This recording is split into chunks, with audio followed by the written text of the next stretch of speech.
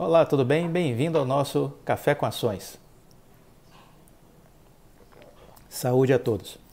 Nosso Café com Ações, a gente faz um giro de notícias, informações, conteúdos sobre economia e bolsa de valores. Eu procuro mostrar para vocês como ser seletivo na leitura das informações, dos conteúdos, para que a gente possa se afastar do excesso de ruídos que existe na internet, muitas informações desencontradas e coisas que não fazem o menor sentido para as nossas estratégias de investimentos. A gente precisa aprender a ter foco, a concentrar nas coisas que são relevantes para os nossos investimentos, para as nossas escolhas. Então, o Café com Ações tem essa finalidade. Meu nome é Clóvis Soleira, sou formado em administração, consultor na área empresarial e desde 2006 invisto na Bolsa. Criador aqui no YouTube dos canais Café com Ações e do Viver de Renda. Aqui eu procuro compartilhar com vocês um pouco da minha visão que eu fui adquirindo ao longo dessa minha trajetória, tanto profissional como enquanto investidor. Muito se falou nos últimos dias sobre houve muitos ruídos, né, sobre essa questão da troca de presidente da Petrobras, do preço dos combustíveis. O que é que a gente precisa refletir? Em primeiro lugar, fato. O preço do combustível brasileiro, aqui no Brasil, está alto. O preço do combustível está alto, não há o que discutir. Não só o do combustível, vamos também olhar para o gás de cozinha e dizer que o preço do gás de cozinha está alto. Mas, ao invés de pensarmos em controlar uma estatal que negocia ações na Bolsa, nós precisamos procurar fazer uma outra leitura com relação à empresa. Em primeiro lugar, se ela negocia ações em Bolsa, deveria haver zero de ruído ou de tentativa de influência do governo, seja ele qual for, federal, estadual ou municipal, e se ele tiver participação em alguma estatal, deve existir zero de envolvimento do governo com essa empresa, se ela negocia ações em bolsa. Porque se ela negocia ações em bolsa, partimos de um preceito básico de que o objetivo dela é o lucro. Então qualquer discurso que comprometa isso não faz sentido, isso é um estelionato.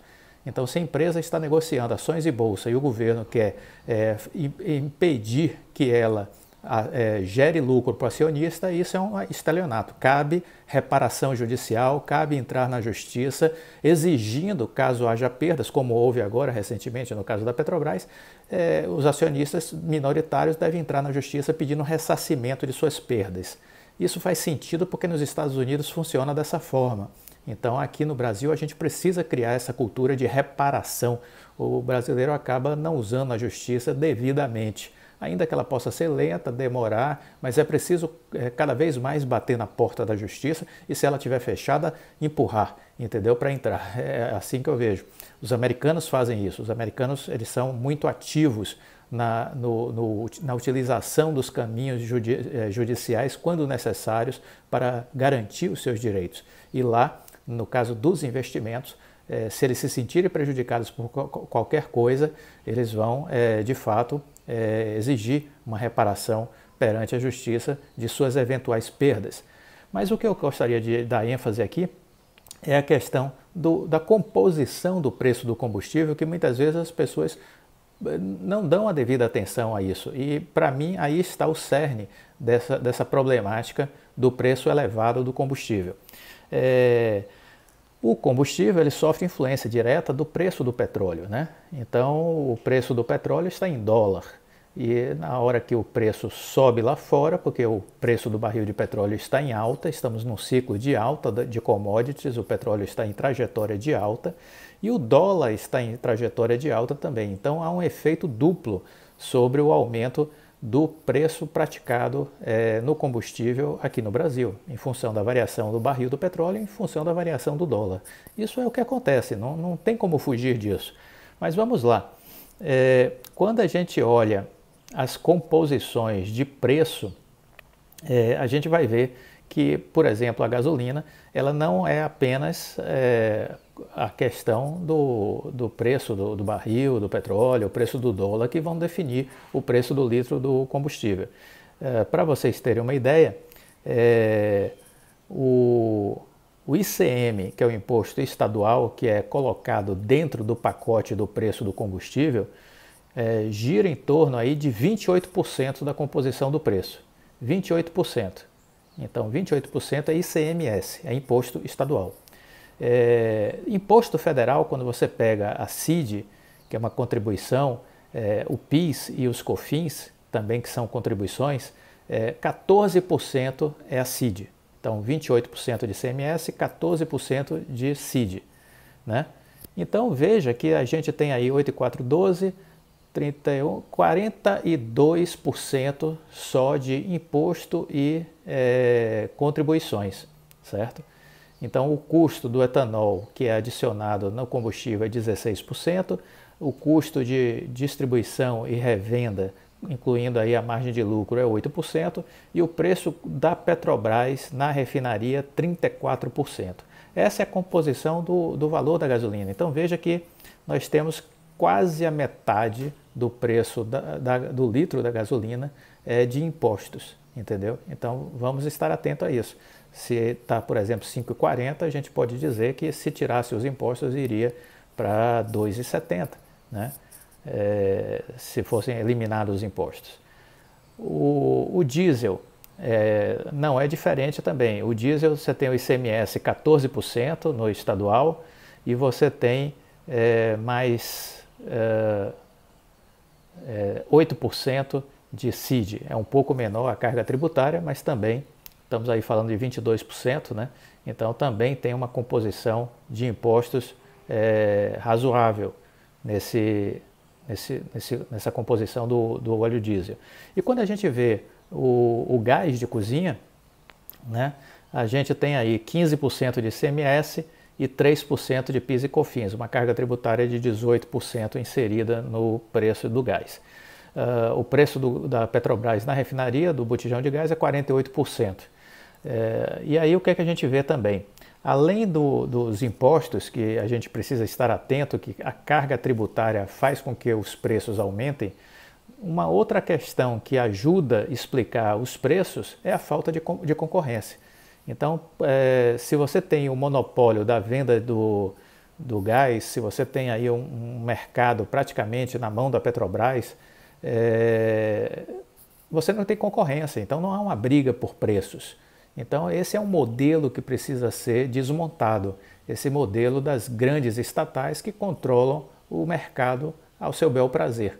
Então, temos sim que pensar sempre em dois caminhos. Temos que pensar no caminho de redução de carga tributária e temos que pensar no caminho de fim dessas estatais. Essa é a grande questão, né?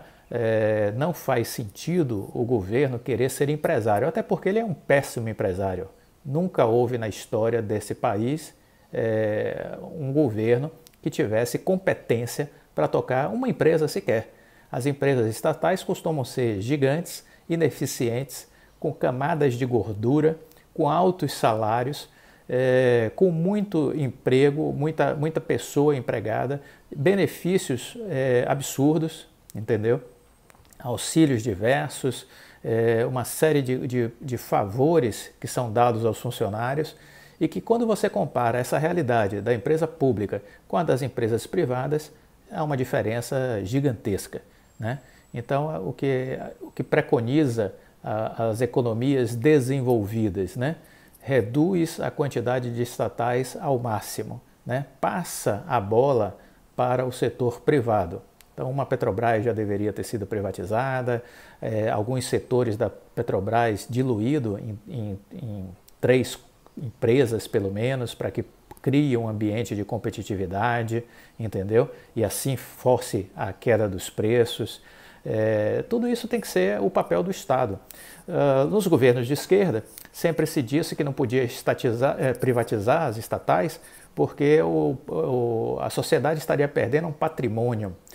Na verdade, isso é um discurso enganoso, né? Porque, na verdade, a gente descobriu na Operação Lava Jato que essas estatais eram apenas utilizadas para enriquecimento pessoal de políticos e partidos políticos. Então, o interesse não é o coletivo, o interesse não é a sociedade brasileira, o interesse é de particulares, de pessoas que querem entrar ali e meter a mão.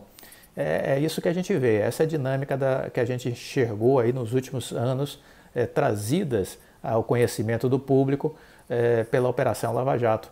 Então a gente precisa entender que esse discurso de que é patrimônio do povo, isso é balela, isso é para enganar você, entendeu? Porque tem particulares que metem a mão nisso e se beneficiam. Então não existe motivo, na verdade, para você ter uma estatal.